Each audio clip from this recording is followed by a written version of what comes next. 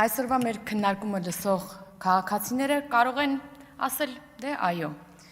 իշխանությունն ունի որոշ թերացումներ, մի պատգամավոր ընդդիմադիր խոսում է գծանշումների, որոշակի թերացումների մասին,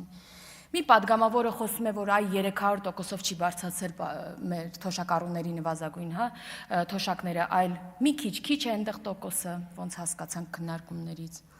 Մյուս պատգամավորը էլի որոշակի ձնամաքրման հետ կապված որոշակի թերացումներ է տեսնում։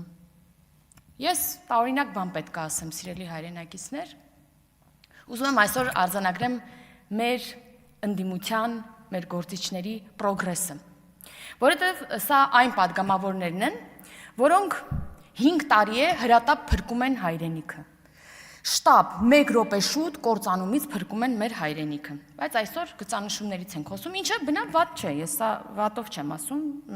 սա պրոգրես եմ որպես ուզում արձանագրեմ։ Սա այն պատգամավորներն են, որոնք 5 ամիս է վերջին, ամեն օր մտնում են մեր տները, ձեր տները, հեռախոսների միջոցով, հեռուստատեսության միջոցով ու ասում են հույսները կտրեք Հայաստանից։ Հայաստանի իշխանությունները արտատարածքային միջանցք են տվել ադրբեջանցիներին, ադրբեջանցիները մտնելու են դուրս գան, ինչ ուզեն անեն, ոնց պետք է մեղրիով անցնենք, ոնց պետք է Իրանի հետ կապ ունենանք։ Այսօր այդ նույն պատգամավորները, պարոն Խաչատրյանը, ասում էր, որ ինքը դա միջանցք չի անվանի, որ այո, առավելություններ, մի քիչ անորոշ է, բայց իր մեկնաբանությամբ, բայց այո, առավելություններ կան թրիփով, նույն պարոն Խաչատրյանը, բայց